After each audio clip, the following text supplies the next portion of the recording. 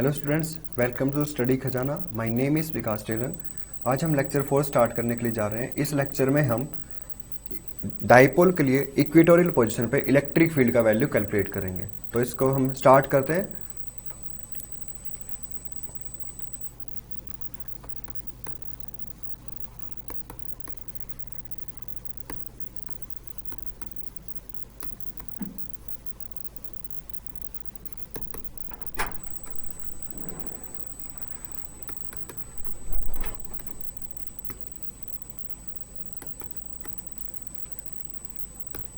ये हमारे पास second derivation है यहाँ पे कि इक्वेटोरियल पोजीशन पे इलेक्ट्रिक डाइपोल के लिए मैं इलेक्ट्रिक फील्ड की वैल्यू को कैलकुलेट कर रहा हूँ। D2 means derivation second. तो हमारे पास यहाँ पर जनरली क्या है कि हमने फाइंड आउट किया था कि मेरे पास अगर एक्सियल लाइन है और अगर मैं एक्सियल लाइन पे इलेक्ट्रिक फील्ड का वैल्यू कैलकुलेट कर रहा हूँ तो वो वैल्यू आया था 2kp/r³। मतलब कि डाइपोल के केस में जो इलेक्ट्रिक फील्ड था एक्सियल पोजीशन पे वो डिक्रीज कर रहा था 1/r³, मतलब इनवर्सली प्रोपोर्शनल था 1/r³। अब हम इक्वेटोरियल पोजीशन पे डाइपोल का इलेक्ट्रिक फील्ड की वैल्यू कैलकुलेट करते हैं। तो हमारे पास कुछ ऐसे है, माइनस चार्ज प्लस चार्ज, और मैंने सेपरेट किया इसको 2a डिस्टेंस से, और डाइपोल मोमेंट इसका डायरेक्शन है नेगेटिव टू द पॉजिटिव, और मेरे पास ये है सेंटर। अब हमारे पास ये जो सिस्टम है, जो हमारे पास है ये जो सिस्टम है, ये हो गया डाइपोल। इसके लिए मेरे को अब इक्वेटोरियल पोजीशन पे इलेक्ट्रिक फील्ड का वैल्यू कैलकुलेट करना है। इसको हम कैसे करेंगे? माइनस चार्ज प्लस चार्ज, जो सेपरेशन है वो हो गया 2a, ये हो गया O पॉइंट, यहां से मैंने एक इक्वेटोरियल लाइन ड्रॉ कर दिया। अब मेरे पास मैं कंसिडर कर लेते हैं P पॉइंट, जो कि R डिस्टेंस पे है फ्रॉम द सेंटर। इस पे मैं इलेक्ट्रिक फील्ड का वैल्यू कैलकुलेट कर रहा हूं। तो हम क्या करेंगे? पॉजिटिव चार्ज से इस P पॉइंट को ज्वाइन कर देंगे, same as it is negative charge से इस पॉइंट P को ज्वाइन कर देंगे, और मान लेते हैं ये डिस्टेंस अगर x है तो ये डिस्टेंस भी x, क्योंकि मेरे पास यहां से जो ये डिस्टेंस है ये है a, तो ये डिस्टेंस भी है a। क्या हो गया मेरे पास? Half of separation between two charges. तो मतलब ये हो गया minus Q charge plus Q charge, dipole moment is in the direction of negative to positive charge. अब मेरे पास R हो गया पोजीशन ऑफ पॉइंट P, ठीक है, position of point P on the equatorial line from the centre O, और उसका जो distance है वो गिवन है R। अब P पॉइंट पर हमें इलेक्ट्रिक फील्ड का वैल्यू कैलकुलेट करना है। तो P पॉइंट पर अगर मेरे को इलेक्ट्रिक फील्ड का वैल्यू कैलकुलेट करना है तो हमारे पास क्या करेंगे? यूनिट पॉजिटिव टेस्ट चार्ज को वहां पे उस लोकेशन पे प्लेस कर देंगे। अब मेरे पास पॉजिटिव चार्ज P पॉइंट पर जो यूनिट पॉजिटिव टेस्ट चार्ज है उसको रिपेल करेगा इस लाइन के अलोंग। मतलब P पॉइंट पर जो पॉजिटिव चार्ज है प्लस Q, वो टेस्ट चार्ज को रिपेल करेगा उस लाइन के अलोंग। तो ये हो गया मेरे पास electric field due to plus. अब मेरे पास जो नेगेटिव चार्ज है वो P पॉइंट पर टेस्ट चार्ज को अट्रैक्ट करेगा, तो इसने अट्रैक्ट किया, यहां पे ये हो गया electric field due to negative. अब मेरे पास मैं मार्क कर लेता हूं, जो माइनस क्यू चार्ज है वो A लोकेशन पे है, सेंटर O पॉइंट पे, plus Q charge B location पे है। अब मेरे पास इन ट्रायंगल AOP और एन इन ट्रायंगल BOP जो R है, मतलब OP है, वो सेम है R दोनों के लिए।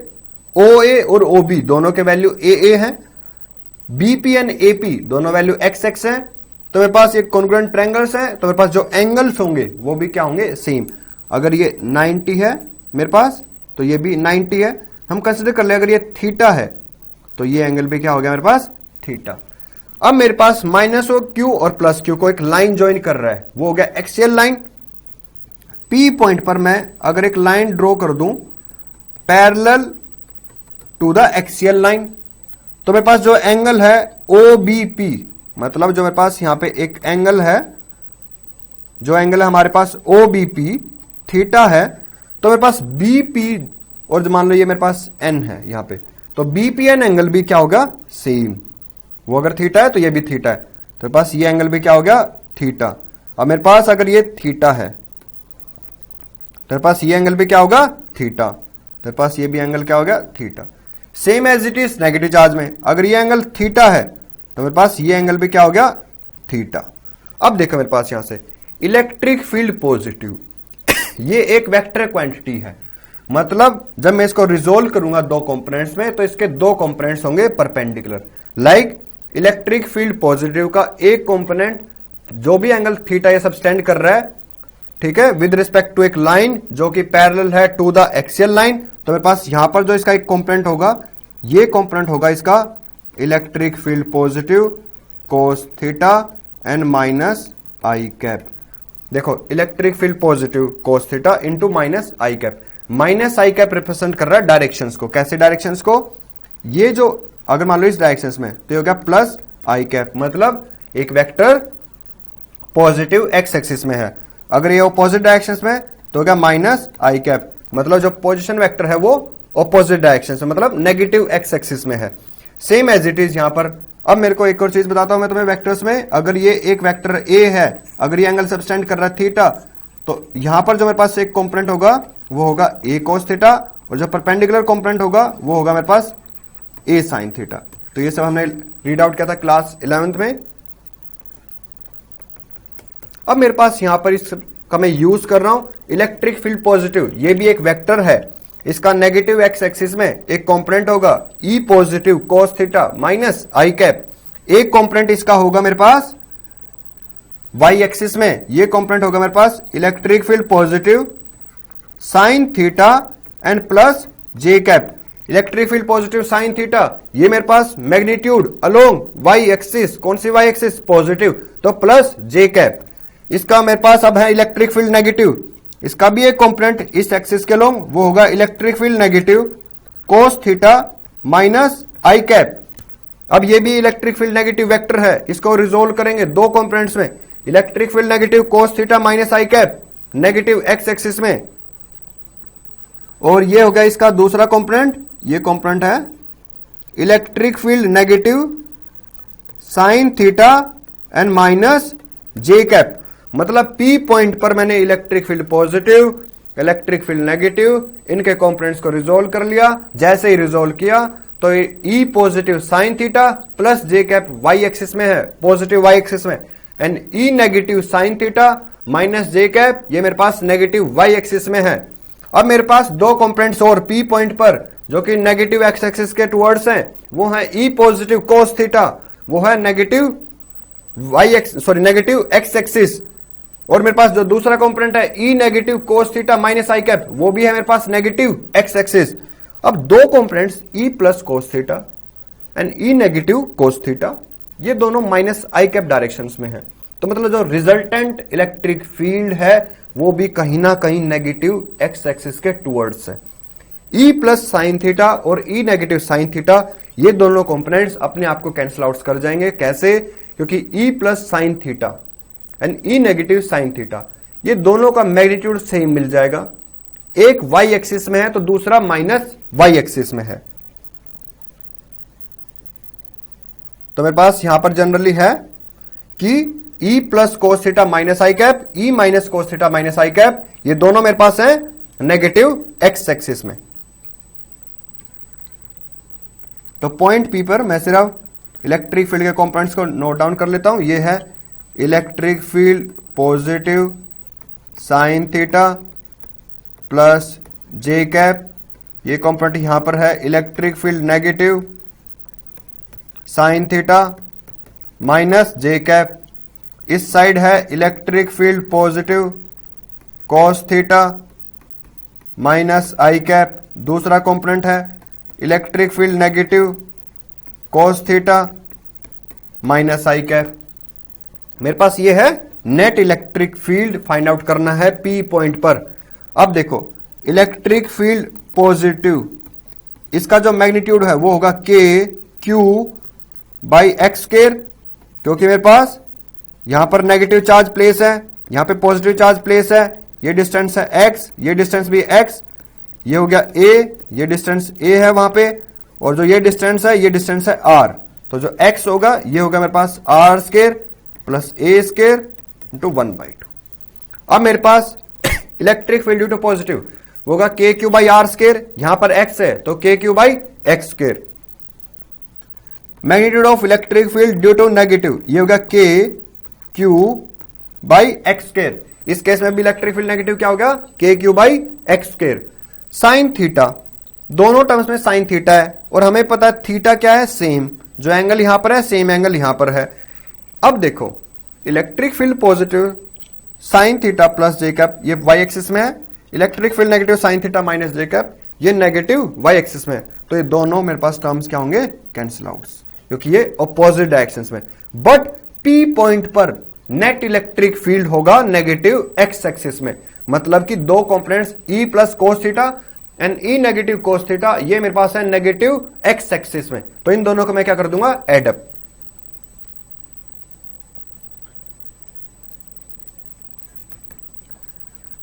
Electric field net is E plus cos theta plus E negative cos theta and minus I cap. अब मेरे पास ध्यान से देखो, इलेक्ट्रिक फील्ड पॉजिटिव का मैग्नीट्यूड इलेक्ट्रिक फील्ड नेगेटिव के मैग्नीट्यूड के इक्वल है, मतलब मेरे पास क्या हो गया, मैग्नीट्यूड। तो मैं इस जो ई नेट है इसको मैं रख सकता हूं, electric field net is 2 times of E positive cos theta and minus I cap. तो मेरे पास हो गया नेट इलेक्ट्रिक फील्ड। अब मैं यहां पे वैल्यूज प्लेस कर देता हूं, लाइक मेरे पास इलेक्ट्रिक फील्ड पॉजिटिव ये हो गया के q by x square cos theta base upon hypotenuse, ये हो गया मेरे पास ए बाई एक्स। ये दोनों वैल्यूज को प्लग कर देते हैं electric field net electric field की इक्वेशन में और वैल्यू चेक करते हैं। लाइक मेरे पास electric field net is 2 electric field positive k q by x square into cos theta a by x into negative x axis, मतलब minus आई cap. अब मेरे पास देखो ध्यान से इस इक्वेशन में, इसको मैं रख सकता हूं के 2a into Q by x cube and minus I cap. जो मेरे पास नेट इलेक्ट्रिक फील्ड है यहां पर वो हो गया मेरे पास के इंटू 2aq। 2aq क्या हो गया मेरे पास, डाइपोल मोमेंट। जो ये टर्म है ये क्या होगा मेरे पास, डाइपोल मोमेंट। तो इसको मैं रिप्लेस कर सकता हूं के p by x cube minus I cap. Minus I cap denote कर रहा है वेक्टर मेरे पास नेगेटिव एक्स एक्सिस में है। और हमने यहां पे जो स्टडी किया था उसमें मेरे पास मेनली क्या था, जो नेट इलेक्ट्रिक फील्ड है वो एक तरह से डाइपोल मोमेंट के ऑपोजिट डायरेक्शंस में है। कैसे, मेरे पास यहां पे minus charge plus charge, dipole moment तो है इस डायरेक्शंस में, और जो इलेक्ट्रिक फील्ड फाइंड आउट करेंगे नेट वो क्या हो गया, डाइपोल मोमेंट के ऑपोजिट डायरेक्शंस में। तो मतलब यहां पर क्या आ गया, एक नेगेटिव साइन। तो हम चेक करते हैं इसको।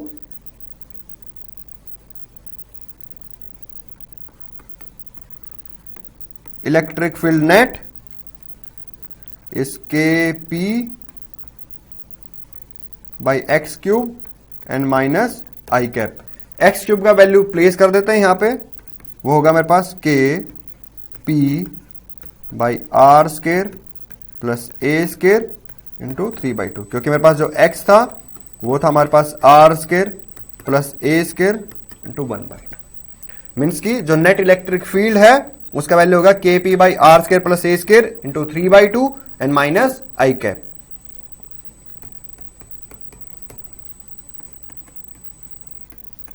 अब हमारे पास यहां पे हम मेन कुछ कंक्लूजन्स करते हैं। ये हो गया मेरे पास net electric field equatorial position पे, जो कि है कुछ आर डिस्टेंस पे सेंटर से।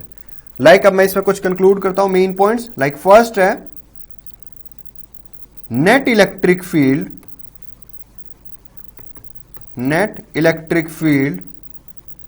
at equatorial position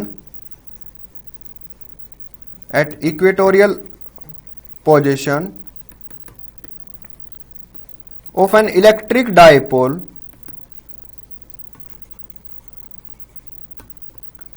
is in the opposite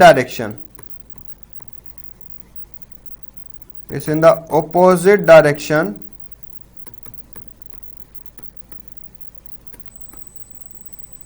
to the dipole moment P। मतलब कि इक्वेटोरियल लाइन पे जो नेट इलेक्ट्रिक फील्ड है वो नेट इलेक्ट्रिक फील्ड डायपोल के लिए इक्वेटोरियल लाइन पे ऑपोजिट डायरेक्शन में होगा टू द डायपोल मोमेंट। कि अगर एक लोकेशन पे मेरे पास डायपोल मोमेंट इस डायरेक्शन में है तो इलेक्ट्रिक फील्ड इस डायरेक्शन में मिलेगा। अगर मान लो डायपोल मोमेंट इस डायरेक्शन में है तो इलेक्ट्रिक फील्ड इसके ऑपोजिट डायरेक्शन में मिलेगा। मतलब दोनों में क्या है, जो ओरिएंटेशन है वो एक तरह से 180 डिग्री एंगल है। लाइक जो मेरे पास अगर एक प्लस एक्स एक्सिस में है तो दूसरा माइनस एक्स एक्सिस में है। ये क्या मेरे पास फर्स्ट पॉइंट वहां पे। सेकंड हम अज्यूम कर लेते हैं डायपोल है हमारे पास टाइनी आइडियल और शॉर्ट है।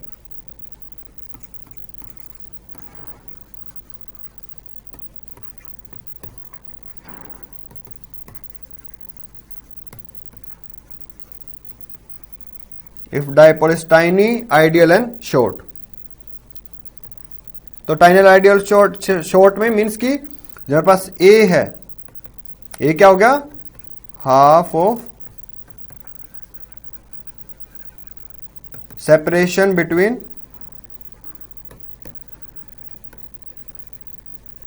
To charges. आर हो गया position of point p, position of point p from centre O on the equatorial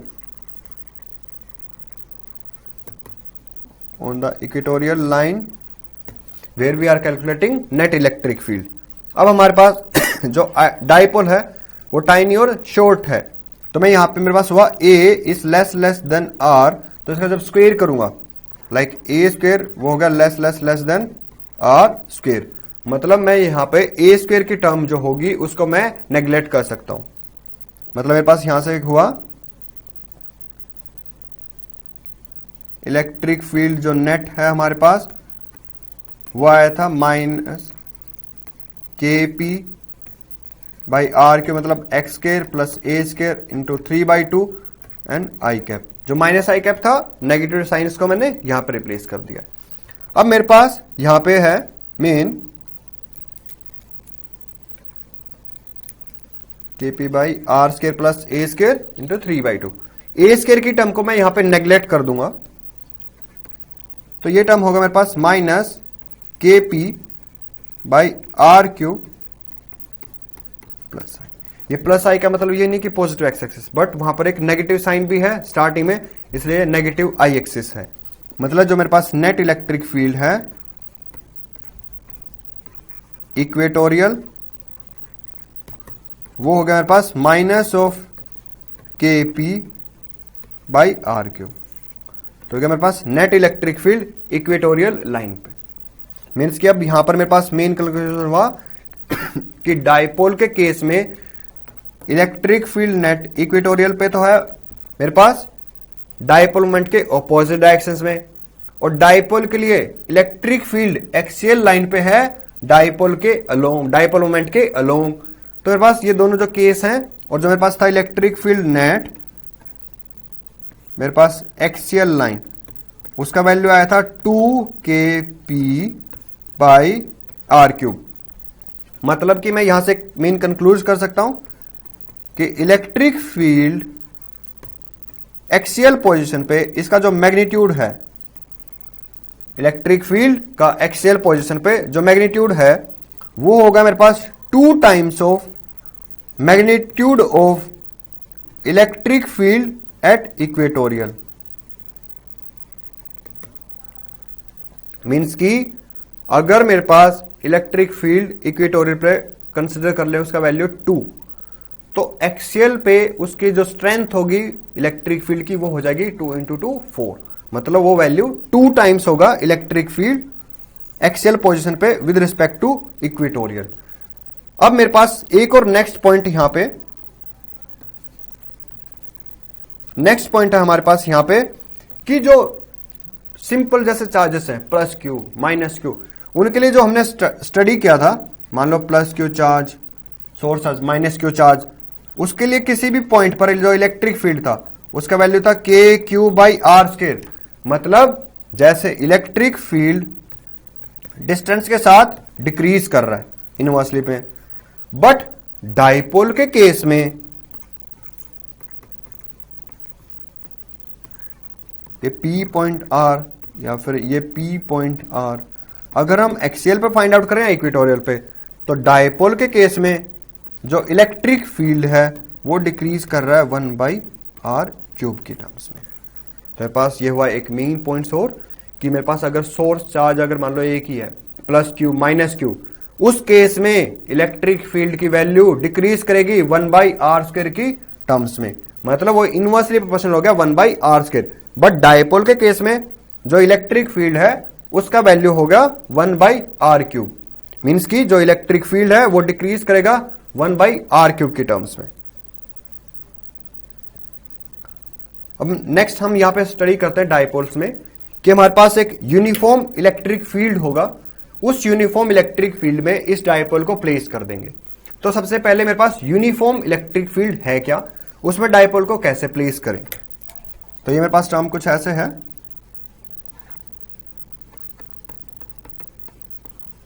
uniform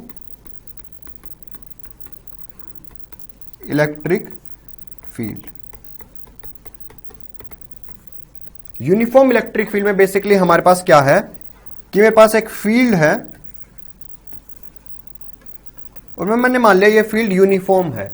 uniform का मतलब मैं आर्बिट्री यहां पे 3 पॉइंट्स कंसीडर कर लू ए बी सी, ठीक है। ए पॉइंट पर इलेक्ट्रिक फील्ड का जो भी मैग्नीट्यूड होगा और जो भी डायरेक्शन वही सेम बी और सी पॉइंट के लिए भी होगा। मतलब कि मेरे पास जो इलेक्ट्रिक फील्ड है, इलेक्ट्रिक फील्ड की वैल्यू ए पॉइंट पर हम कंसीडर कर लेते हैं कि 2 है, तो बी पॉइंट पर भी इलेक्ट्रिक फील्ड का जो मैग्नीट्यूड है वो 2 होगा, सी पॉइंट पर भी इलेक्ट्रिक फील्ड का मैग्नीट्यूड 2। और ए बी सी लोकेशन पे जो भी डायरेक्शन ए के पास है सेम डायरेक्शन बी के पास और सेम डायरेक्शन सी के पास। मतलब कि magnitude as well as directions at the location a b and c वो सब क्या है, सेम। तो मैं बोल सकता हूं जो इलेक्ट्रिक फील्ड है वो कैसा फील्ड है, यूनिफॉर्म। मतलब कि मेरे पास यहां पे इसको हम डिफाइन करते हैं यूनिफॉर्म इलेक्ट्रिक फील्ड को। इसमें बेसिकली क्या है हमारे पास,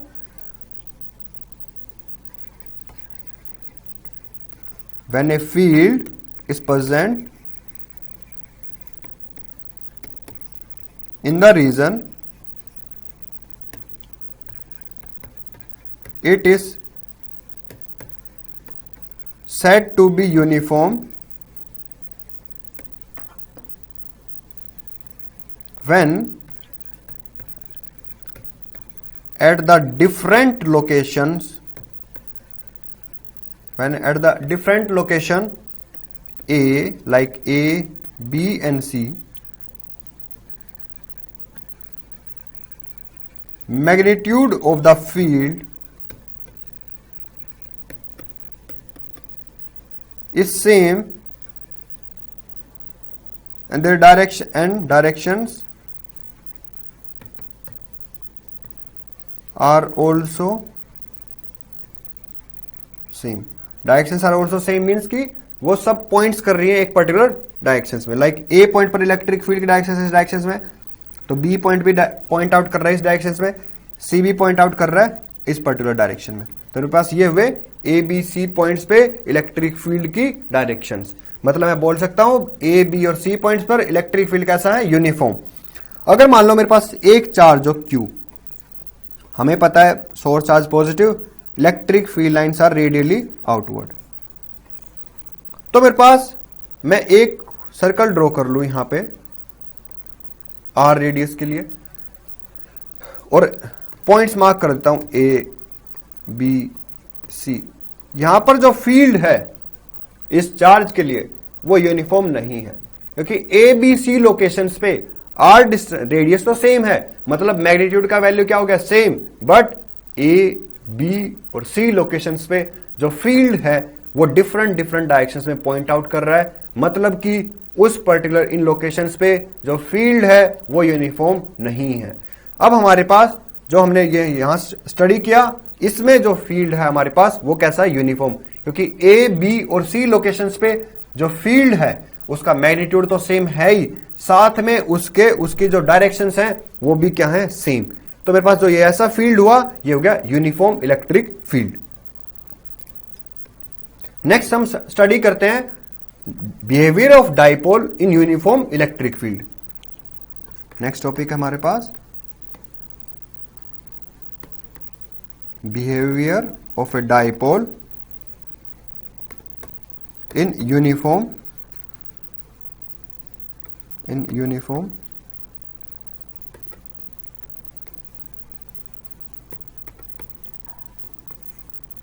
behaviour of a dipole in uniform electric field. मतलब हमारे पास जो फील्ड है वो यूनिफॉर्म है, उसमें मैंने एक डाइपोल को प्लेस कर दिया तो उसके बिहेवियर को मैं स्टडी करूंगा।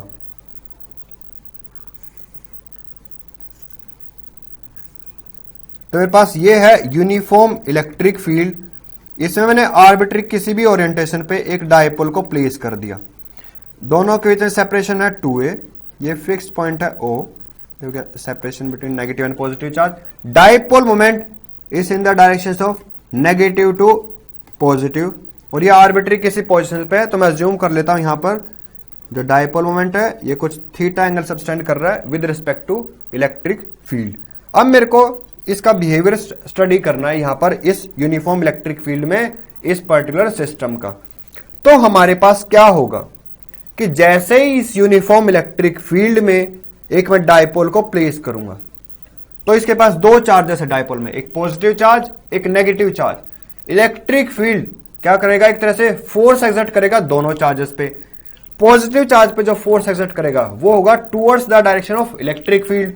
नेगेटिव चार्ज पे जो फोर्स एक्सर्ट करेगा वो होगा opposite to the direction of electric field. तो इसको स्टडी करते हैं। जनरली क्या है मेरे पास यहां पे कि यूनिफॉर्म इलेक्ट्रिक फील्ड में मेरे पास जैसे मैं चार्ज पार्टिकल्स को प्लेस करूंगा यहां पे, ये हैं चार्ज पार्टिकल्स कौन से, डाइपोल के नेगेटिव और पॉजिटिव चार्ज, तो इन पे एक फोर्स एक्सर्ट होगा, वो स्टडी करते हैं। तो मेरे पास जो फोर्स एक्सर्ट होगा, ये जो फील्ड करेगा वो होगा मेरे पास, मान लो मेरे पास इलेक्ट्रिक फील्ड है, जो फोर्स हमारे पास होता था वो होता था K Q by R square, हमारे पास कुछ फोर्स होता था। अब हमें पता है जो इलेक्ट्रिक फील्ड है वो होता है K Q by R square, तो इस वैल्यू को मैं रिप्लेस कर सकता हूं इलेक्ट्रिक फील्ड से।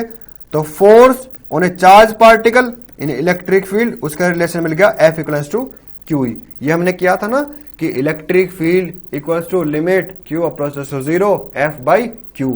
ये टर्म सेम टर्म वहां से मैंने थोड़ा सा रिवाइज करवाया कि कोई भी चार्ज पार्टिकल को इलेक्ट्रिक फील्ड में प्लेस कर दोगे तो उस पर एक फोर्स एक्सर्ट करेगा वो इलेक्ट्रिक फील्ड, वो एक पर्टिकुलर डायरेक्शन में ही फोर्स एक्सर्ट करेगा।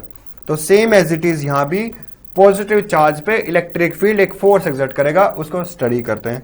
मींस की ये जो पॉजिटिव चार्ज है इस पे फोर्स एक्सर्ट हुआ इस डायरेक्शन में, हो गया फोर्स ऑन प्लस, इसका वैल्यू होगा Q इंटू E, जो हमने यहां पे स्टडी किया ना, force on charge particle in electric field.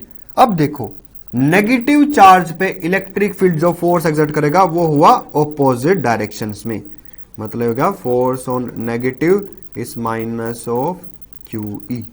Negative sign implies that force on minus Q charge is in the opposite directions to the directions of electric field। फिर से repeat करता हूं, force on positive charge in electric field is in the direction of electric field only, and the force on negative charge in the electric field is in the opposite direction to the direction of electric field।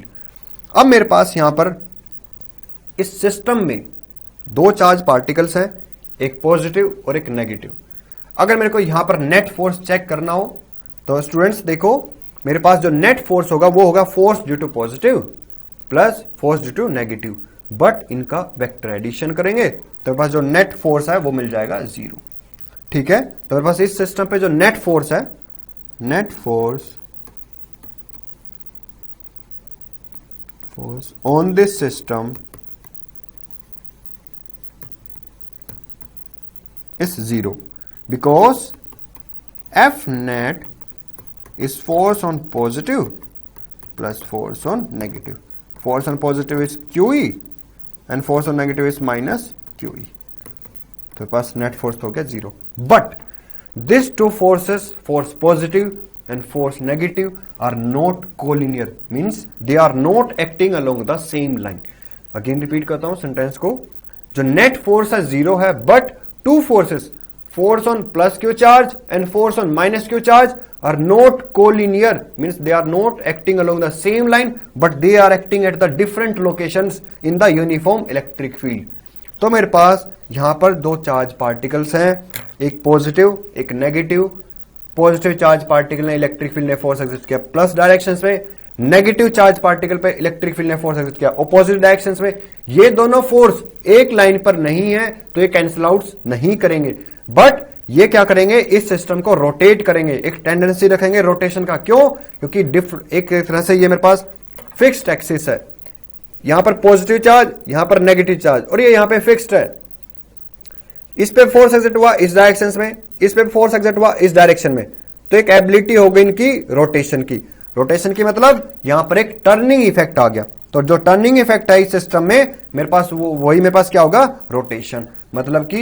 मतलब जो rotation है मतलब turning effect, उसका मतलब हुआ एक torque exert हो गया इस सिस्टम पे. टॉर्क मतलब टर्निंग इफेक्ट, उसको स्टडी करते हैं. Net force on this system is 0 but two forces are not acting along the same line but they are acting at different location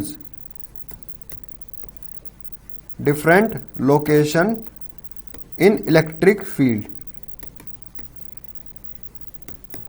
But they are acting at different locations in electric field.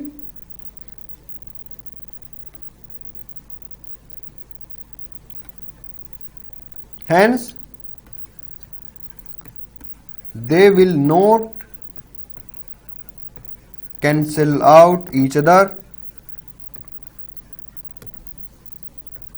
but produce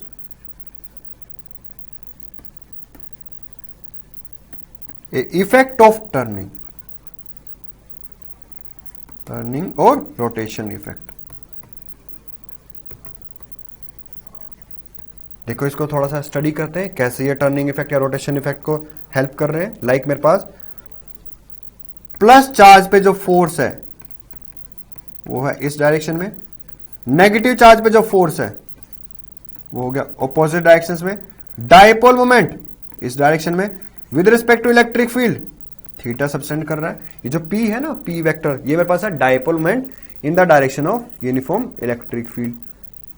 अब मेरे पास जो theta है वो हो गया orientation of dipole with respect to electric field, और तुम बोल सकते हो dipole moment with respect to electric field angle theta subtend कर रहा है यहां पे. तो मेरे पास यहां पर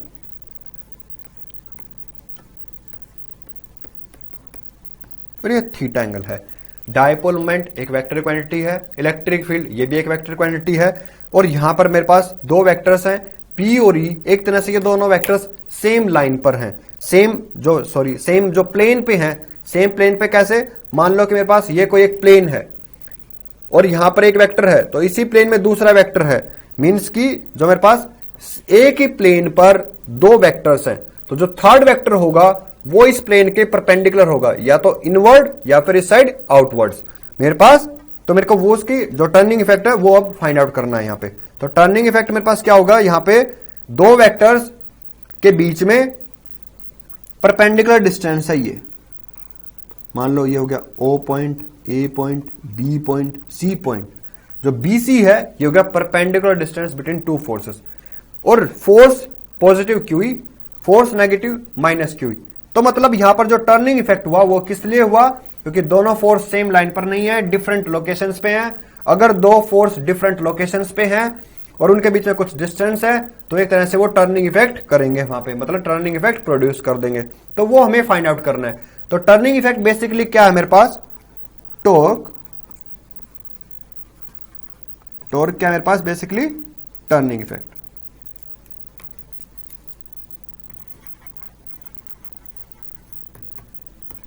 अब हमें टॉर्क फाइंड आउट करना है. तो मेरे पास टॉर्क क्या होगा,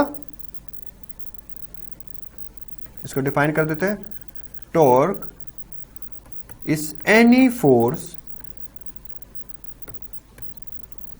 into perpendicular distance, perpendicular distance between two forces.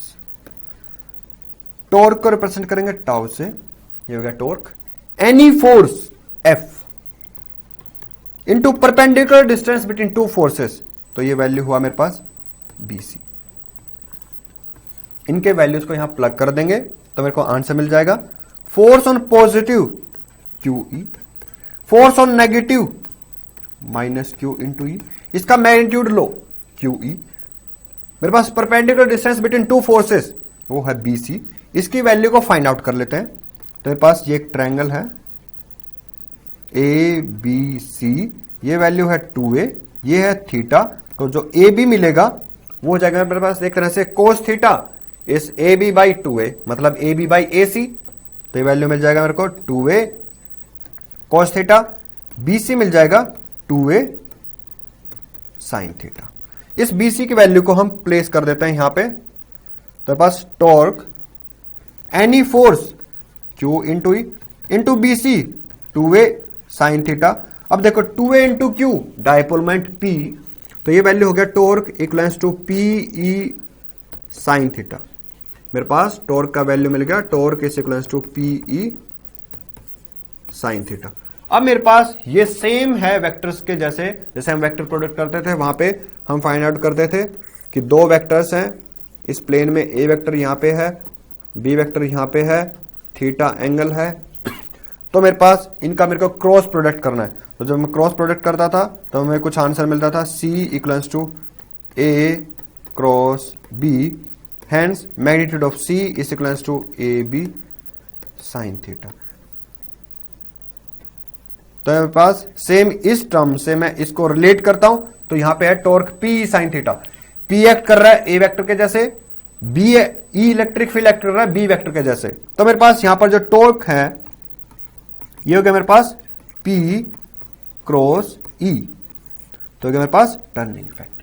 मतलब एक डायपोल यूनिफॉर्म इलेक्ट्रिक फील्ड में प्लेस कर दिया किसी आर्बिट्री ओरिएंटेशन पे, मतलब कि dipole moment theta angle subtend कर रहा है with respect to electric field, तो वहां पर एक टर्निंग इफेक्ट होगा, क्योंकि पॉजिटिव चार्ज पे फोर्स एक्सर्ट होगा in the direction of electric field, negative charge पे फोर्स होगा in the direction of opposite to the direction of electric field.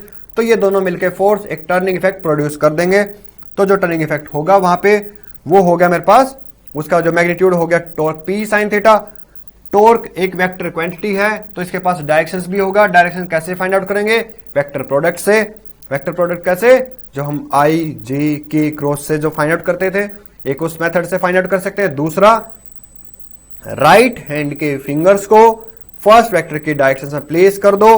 तो मैंने यहां पर जो एक तरह से ए वेक्टर की तरफ अगर फिंगर्स को प्लेस किया और बाद में है क्रॉस बी, तो क्रॉस बी मतलब दूसरे वेक्टर की साइड कर्ल करो। तो ए से जब दूसरे वेक्टर की साइड कर्ल करूंगा तो ये हुआ क्लॉकवाइज डायरेक्शन। क्लॉकवाइज मतलब इनवर्ड, इनवर्ड मतलब इनटू द प्लेन।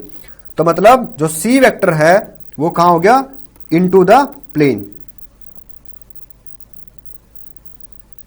अब मेरे पास यहां से मेन रिजल्ट आया, torque is equals to PE sine theta and torque is equals to p cross e. मेरे को अगर मान लो कि डायरेक्शन फाइंड आउट करना टॉर्क का, तो कैसे फाइंड आउट करेंगे? यहां पर है इलेक्ट्रिक फील्ड था और यहां पर था डायपोल मोमेंट, दोनों में ओरिएंटेशन, डायपोल मोमेंट है ना, ओरिएंटेड है with respect to electric field at angle theta. First vector है P डायपोल मोमेंट, उसके डायरेक्शंस में फिंगर्स को प्लेस कर दो। सेकंड वेक्टर की तरफ कर्ल करो। सेकंड वेक्टर क्या है? E। ये हुआ क्लॉकवाइज डायरेक्शन।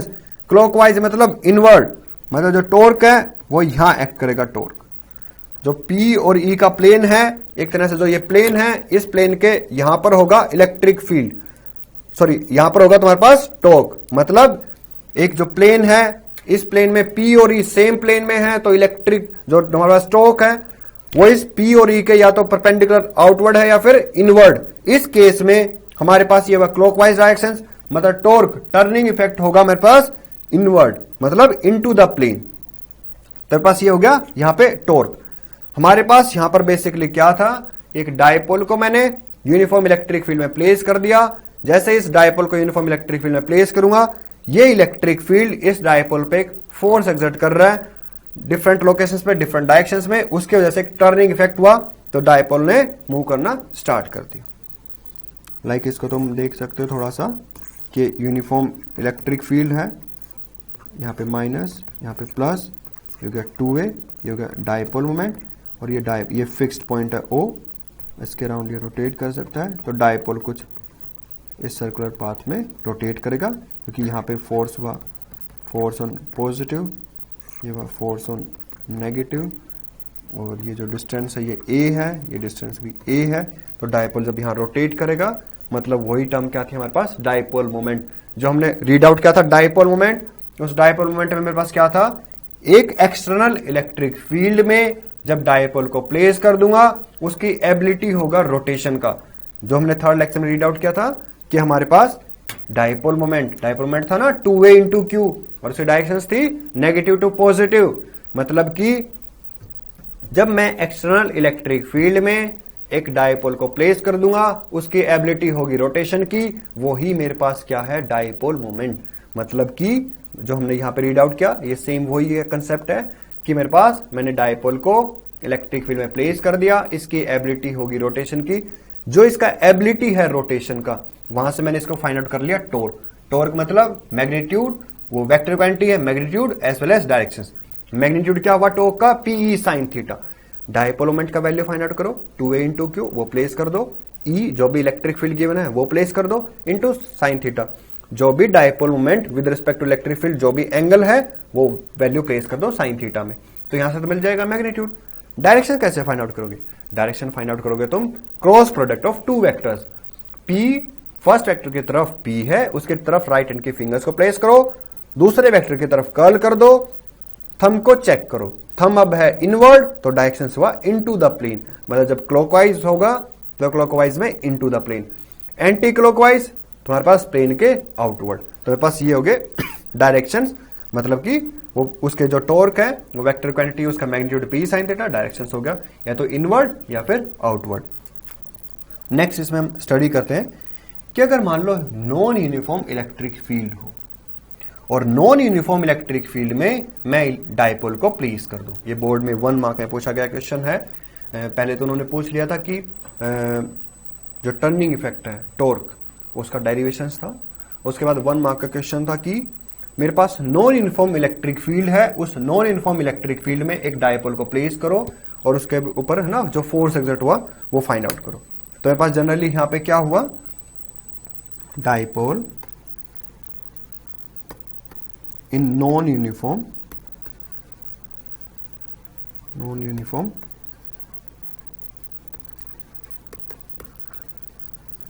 Electric field. हम अज्यूम कर लेते हैं से इलेक्ट्रिक फील्ड एक्स, मतलब electric field along x is increasing along positive x axis. मतलब ये हमारे पास एक्स एक्सिस है, जैसे जैसे हम इस साइड मूव करना स्टार्ट करेंगे positive x axis, electric field का वैल्यू इंक्रीज कर रहा है। हम मान लेते हैं कि इस लोकेशन में ना इलेक्ट्रिक फील्ड का वैल्यू है कुछ E, तो इस लोकेशन में जब हम मूव कर रहे हैं तो इलेक्ट्रिक फील्ड का वैल्यू है E प्राइम। अब हमने यहां पर डायपोल को प्लेस कर दिया, मान लो ऐसे, तो डायपोल मोमेंट है इन the direction of electric field. Positive charge पे इलेक्ट्रिक फील्ड एक फोर्स एक्सर्ट करेगा, ये हो गया मेरे पास फोर्स ऑन प्लस, ये हो गया Q into E prime. Force on negative is equals to minus Q into E। अब जो E प्राइम है, magnitude of E prime is greater than magnitude of E, क्योंकि हमारे पास क्वेश्चन में है ना, मैंने कंसिडर कर लिया कि इलेक्ट्रिक फील्ड अलोंग एक्स अगर इंक्रीज कर रहा है तो E प्राइम का वैल्यू E से ज्यादा है, magnitude of charge Q minus Q का सेम है। तो जब कैलकुलेट करूंगा फोर्स, तो मेरे को मिलेगा force on plus positive charge is greater then force on negative charge, क्योंकि फोर्स ऑन पॉजिटिव क्या है, Q इंटू ई, और ई प्राइम ज्यादा है तो फोर्स ऑन पॉजिटिव ज्यादा हो गया फोर्स ऑन नेगेटिव से। उसका मतलब जो नेट फोर्स होगा वो होगा in the direction of increasing electric field. मतलब फोर्स पॉजिटिव ज्यादा है, फोर्स नेगेटिव कम है, तो नेट फोर्स होगा इस डायरेक्शन में। मतलब कि जिस डायरेक्शन में इलेक्ट्रिक फील्ड ज्यादा है उस डायरेक्शन में डायपोल मूव करना स्टार्ट कर देगा, which means net force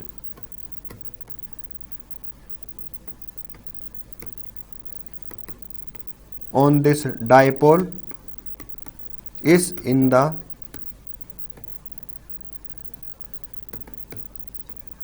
net force on this dipole is in the directions of increasing electric field. अगर हम अज्यूम कर लें कि एक्स एक्सिस के अलोंग इलेक्ट्रिक फील्ड डिक्रीज कर रहा है, उसका मतलब ई का वैल्यू अब ज्यादा हुआ, ई प्राइम कम हो गया। अब जो नेट फोर्स होगा ना वो होगा ऑपोजिट डायरेक्शन में। मतलब इलेक्ट्रिक फील्ड जहां इंक्रीज कर रहा है उस डायरेक्शन में हमेशा क्या रहेगा, डायपोल का मूवमेंट। तो मेरे पास ये था dipole in non uniform electric field, कि एक डायपोल को प्लेस कर देंगे, हमें पता लग गया फोर्स ऑन पॉजिटिव ज्यादा है, फोर्स ऑन नेगेटिव कम है, तो नेट फोर्स होगा फोर्स ऑन पॉजिटिव के लॉन्ग, और फोर्स ऑन पॉजिटिव जो है वो है increasing directions of electric field. मतलब उसी डायरेक्शंस में इलेक्ट्रिक फील्ड इंक्रीज कर रहा है, तो उस पर्टिकुलर डायरेक्शंस में ही डायपोल का क्या होगा, मूवमेंट। नेक्स्ट हम स्टडी करते हैं एक पर्टिकुलर ओरिएंटेशन से दूसरे पर्टिकुलर ओरिएंटेशन पे डायपोल का जब मूवमेंट करेंगे एक एंगुलर पोजीशन से दूसरे एंगुलर पोजीशन पे, तो हमें कुछ वर्क डन फाइंड आउट, मतलब कुछ वर्क करेंगे, वो वर्क हमें फाइंड आउट करना है। तो उसको स्टडी करते हैं। Work done in rotating a dipole from one angular position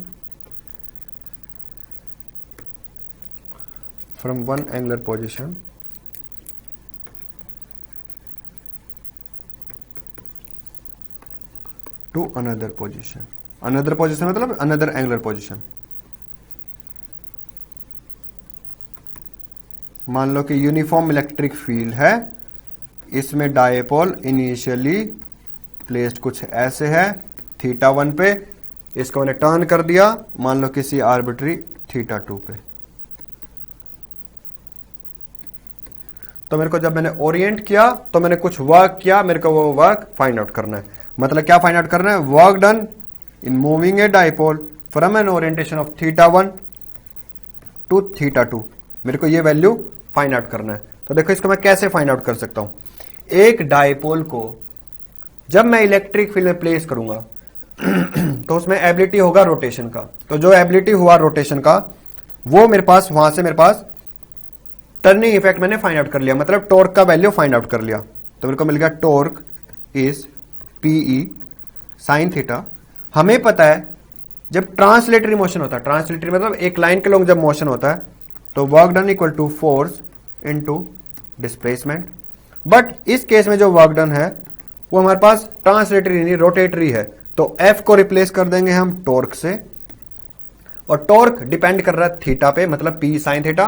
जैसे जैसे थीटा वेरी करेगा टॉर्क का वैल्यू डिफरेंट होगा। नेक्स्ट डीएक्स, और डीएक्स क्या है, लीनियर डिस्प्लेसमेंट मतलब ट्रांसलेटरी, बट यहां पर एंगुलर है, तो मेरे पास जो ये जो वैल्यू है डीएक्स उसको रिप्लेस कर देंगे हम एंगुलर पोजिशन से, मतलब एंगुलर डिस्प्लेसमेंट से, तो वैल्यू हो गया डी थीटा। तो मेरे को यहां पे जो वर्क डन फाइंड आउट करना है फ्रॉम θ1 टू θ2, ये हो गया torque which is dependent upon theta into D theta.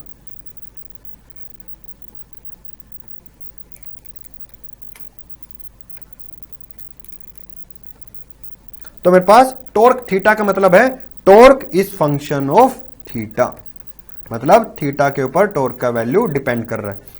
In values को मैं रिप्लेस कर दूंगा तो मैं वर्क डन फाइंड आउट कर लूंगा। तो मैं जब वर्क डन फाइंड आउट करूंगा वो होगा D W is equal to torque theta into D theta. अब मैं यहां पे वैल्यूज प्लेस कर देता हूं। D W is torque which is equal to P E sine theta D theta.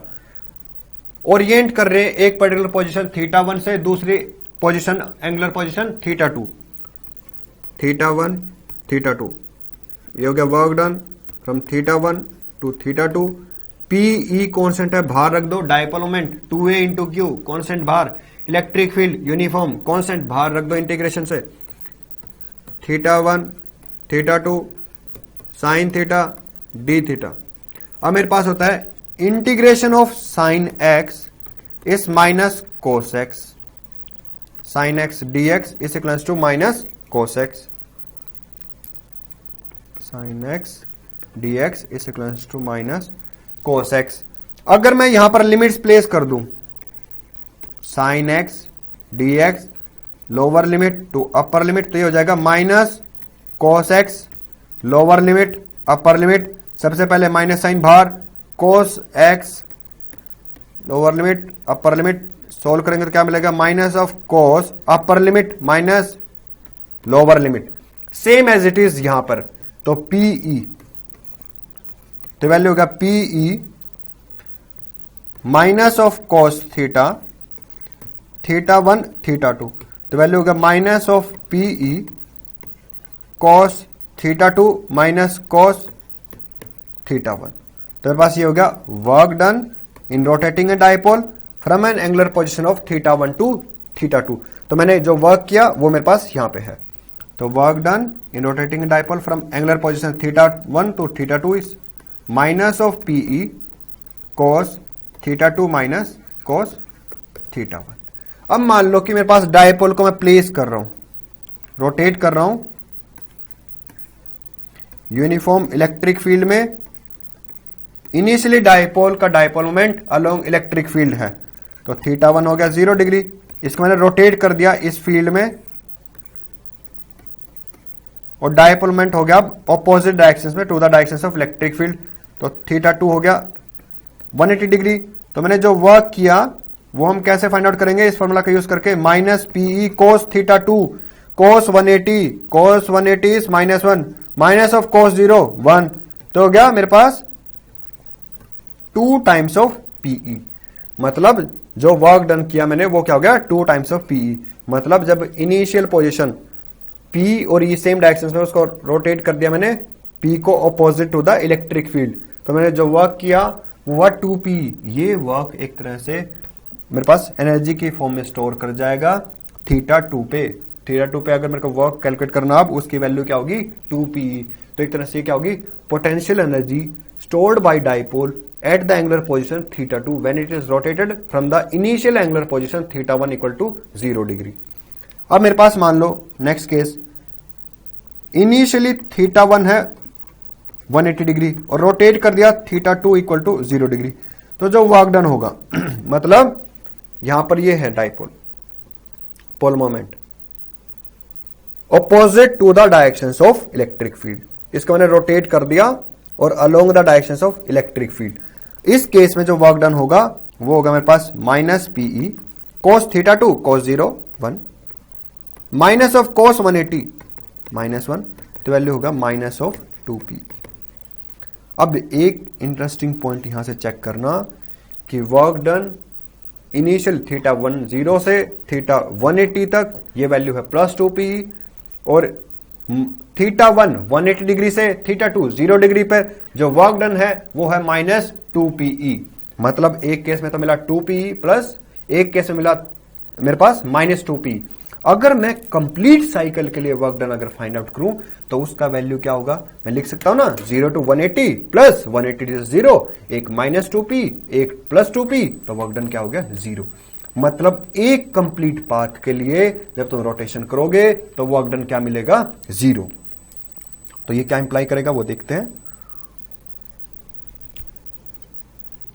Work done in rotating from θ1 equal to 0 degree to θ2 equals to 180 degree and then θ equal to 180 degree to θ1 equals to 0 degree. तो complete cycle के लिए जो work done हुआ वो मेरे पास क्या मिल गया? 0। मतलब कि जो वर्क डन है इलेक्ट्रिक फील्ड में जब डायपोल को प्लेस किया तो वो सिर्फ और सिर्फ डिपेंड कर रहा है इनिशियल और फाइनल पोजीशंस पे। एक कंप्लीट साइकिल के लिए वर्क डन क्या हो गया? 0। मतलब जो इलेक्ट्रिक फील्ड है वो कैसा है? Conservative in nature. कंजर्वेटिव मतलब ऐसे क्वांटिटीज जब मैंने यहाँ पे वर्क किया तो वो डिपेंड कर रहा है सिर्फ इनिशियल और फाइनल लोकेशंस पे, वो डिपेंड नहीं कर रहा मैंने डायपोल को कैसे ओरिएंट किया, कहाँ ओरिएंट किया, मतलब वो डिपेंड कर रहा है सिर्फ इनिशियल लोकेशन बताओ, फाइनल लोकेशन बताओ, वो हमें आंसर्स बता देगा। लाइक मैंने जब पुट किया था यहाँ पे θ1 0 डिग्री टू θ2 180 डिग्री तो वर्क डन मिला था +2p, θ1 180 डिग्री टू θ2 0 डिग्री तो वर्क डन मिल गया -2p। मतलब जो वर्क डन है वो सिर्फ डिपेंड कर रहा है इनिशियल और फाइनल लोकेशंस पे, वो डिपेंड नहीं कर रहा कि मैंने कौन सा पाथ फॉलो किया, और मेरे पास जो वर्क डन है कंप्लीट साइकिल के लिए वो क्या है 0। मतलब कि जो मेरे पास इलेक्ट्रिक फील्ड है वो कंजर्वेटिव इन नेचर। तो मैं यहां से लिख सकता हूं work done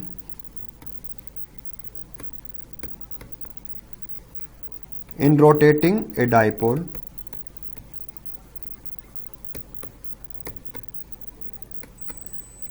in uniform work done in rotating a dipole in uniform electric field depends upon initial and final location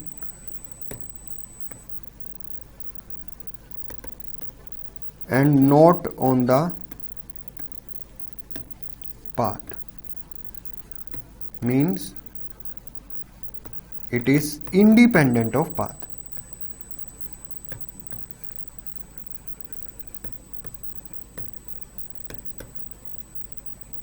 means it is independent of the path and depends upon only initial and final position, hence we can say that electric field are conservative forces।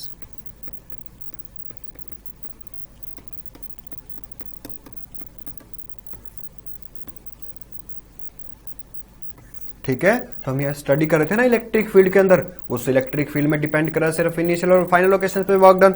मतलब electric field are conservative forces, मतलब conservative है वो nature में।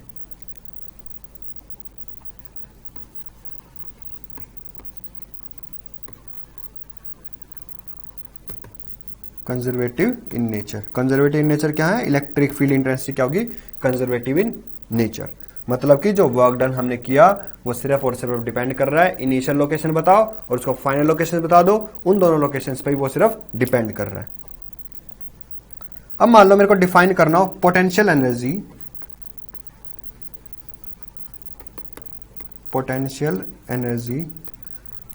Of a dipole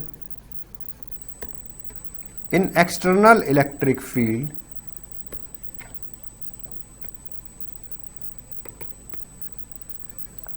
potential energy of a dipole in external electric field, वो कैसे depend करेगा potential energy external electric field. मतलब मेरे को डाइपोल को मैंने एक्सटर्नल इलेक्ट्रिक फील्ड में प्लेस कर दिया और पोटेंशियल एनर्जी को डिफाइन करना है, तो उसको हम कैसे कर सकते हैं, potential energy of dipole in external electric field it is defined as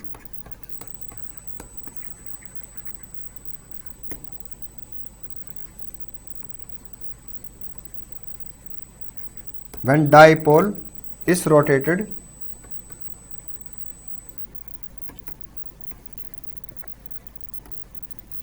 from an angular position of 90 degree to that particular orientation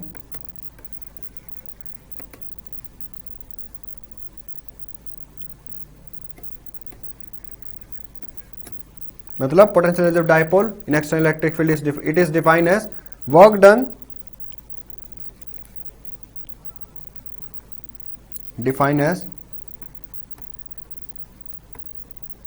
done for a dipole in rotation from an angular position of 90 degree to that particular orientation say theta। इसको हम कैसे define कर सकते हैं कि ये electric field है, इसमें डाइपोल कुछ ऐसे प्लेस्ड है 90 डिग्री पर, और इसको मैं मतलब जो θ1 है वो 90 है।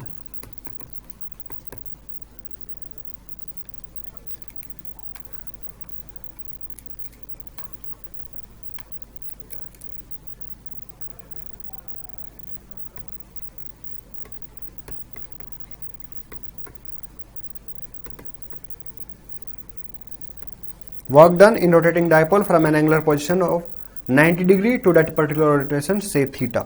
मान लो इलेक्ट्रिक फील्ड में थीटा 190 डिग्री पे मेरे पास डायपोल प्लेस्ड है, उसके बाद मैंने इसको आर्बिट्री किसी भी ओरिएंटेशन पे प्लेस कर दिया, मतलब थीटा टू कोई भी हो सकता है थीटा। अगर मेरे को इस इलेक्ट्रिक फील्ड में मेरे को पोटेंशियल एनर्जी फाइंड आउट करनी है किसी भी लोकेशन पे, वो हम फाइंड आउट कर सकते हैं ऐसे। तो थीटा टू हो गया थीटा, तो मेरे पास यहां से हुआ work done is equals to minus P cos theta two minus cos theta one. तो थीटा जो 1 है वो है 90 डिग्री और थीटा 2 है आर्बिट्री लोकेशन थीटा। दोनों वैल्यूज को प्लग कर देता हूं, तो वर्क डन जो भी मिलेगा वो हो जाएगा पोटेंशियल एनर्जी की फॉर्म में स्टोर उस पर्टिकुलर लोकेशन पे। तो होगा minus p cos theta minus cos 90 degree, तो हो गया इक्वल टू 0। तो this is equal to minus PE cos theta. तो मेरे पास हो गया पोटेंशियल एनर्जी उस पर्टिकुलर लोकेशन पे। अब मेरे पास देखो ये हो गया मेरे पास general equation of potential energy, मतलब वर्क डन, मतलब कोई भी वर्क करेंगे हम डायपोल को एक पर्टिकुलर लोकेशन तक मूव करने के लिए, तो वो कुछ एनर्जी के फॉर्म में स्टोर कर लेगा, वो एनर्जी होगी ये। तो ये मेरे पास हो गया पोटेंशियल एनर्जी। इसमें हम कुछ केस कर सकते हैं, जैसे कि मेरे को वर्क डन मिला पोटेंशियल एनर्जी मिला माइनस पीई कोस थीटा। हमारे पास वर्क डन का फॉर्मूला होता है minus PE cos theta 2 and minus of P E cos theta 1। जो हमारे पास ये फॉर्मूला है इसको मैंने यहां से नोट डाउन कर लिया, like minus PE cos theta 2 minus minus positive, तो मैंने उसको रख लिया minus and minus of P E cos theta 1। अब मुझे पता है ये वैल्यू हो गया पोटेंशियल एनर्जी 2, मतलब potential energy final minus of minus PE cos theta 1, मतलब पोटेंशियल एनर्जी इनिशियल। ये मेरे पास क्या हो गया वर्क डन, मतलब वर्क डन का क्या लिख सकता हूं मैं, चेंज इन पोटेंशियल एनर्जी। यहां से हम रख सकते हैं work done is change in potential energy. अब हमारे पास नेक्स्ट है, मेरे पास पोटेंशियल एनर्जी मैक्सिमम या पोटेंशियल एनर्जी मिनिमम। तो हम चेक कर लेते हैं पोटेंशियल एनर्जी मिनिमम। तो देखो potential energy is equals to minus PE cos theta. हमें पता है डायपोल मोमेंट और इलेक्ट्रिक फील्ड अगर दोनों सेम डायरेक्शन में हैं, डायपोल मोमेंट भी और इलेक्ट्रिक फील्ड भी अगर दोनों सेम डायरेक्शन में, तो थीटा हो गया 0 डिग्री, कोस का जो भी वैल्यू मिलेगा कोस 0 1, तो ये होगा मतलब मैक्सिमम और माइनस पी, बट नेगेटिव के साथ ये वैल्यू क्या हो जाएगी, मतलब नेगेटिव, और ये वैल्यू हो जाएगा माइनस पीई, मतलब ये वैल्यू क्या हो गया मिनिमम। पोटेंशियल एनर्जी मिनिमम, अगर कोई भी सिस्टम है उसके पास पोटेंशियल एनर्जी मिनिमम है, मतलब वो सिस्टम क्या हो गया स्टेबल, मतलब यहां पे हो गया स्टेबल पोजीशन। नेक्स्ट है मेरे पास potential energy maximum. Potential energy maximum में जनरली हमारे पास क्या है, potential energy is minus PE cos theta. इस पर्टिकुलर केस में इलेक्ट्रिक फील्ड और डायपोल मोमेंट दोनों ऑपोजिट डायरेक्शंस में, लाइक मेरी तरफ theta equals to 180 degree, cos 180 is -1, like मेरे पास ये टर्म हुआ potential energy is equals to minus PE into -1, तो ये वैल्यू होगा मेरे पास प्लस पीई, मतलब ये पॉजिटिव का मैक्सिमम वैल्यू मिल गया, मतलब जो पोजीशन है पोटेंशियल एनर्जी क्या होगी यहां पर मैक्सिमम। अगर पोटेंशियल एनर्जी मैक्सिमम, उसका मतलब ये क्या हो गया अनस्टेबल, तो मेरे पास हुआ unstable position of the dipole in uniform electric field. तो मैंने यहां से जनरली स्टडी किया कि पोटेंशियल एनर्जी एक मिनिमम और एक मैक्सिमम, मतलब कि मिनिमम के केस में मेरे पास डायपोल मोमेंट और इलेक्ट्रिक फील्ड दोनों सेम डायरेक्शंस में, अगर सेम डायरेक्शंस में तो वो हो गया स्टेबल मतलब पोटेंशियल एनर्जी कम से कम है। अगर मेरे पास यहां पर जो नेक्स्ट केस है मैक्सिमम, इस केस में डायपोल मोमेंट इलेक्ट्रिक फील्ड दोनों का ओरिएंटेशन ऑपोजिट डायरेक्शंस में, लाइक अगर एक पॉजिटिव एक्स एक्सिस में तो दूसरा माइनस एक्स एक्सिस में, थीटा हो गया 180 डिग्री, मेरे को पोटेंशियल एनर्जी यहां से क्या मिल गया, मतलब मैक्सिमम, मतलब वो क्या हो गया, अनस्टेबल पोजीशंस। ओके स्टूडेंट्स, आज का लेक्चर हम यहीं पे ओवर करते हैं।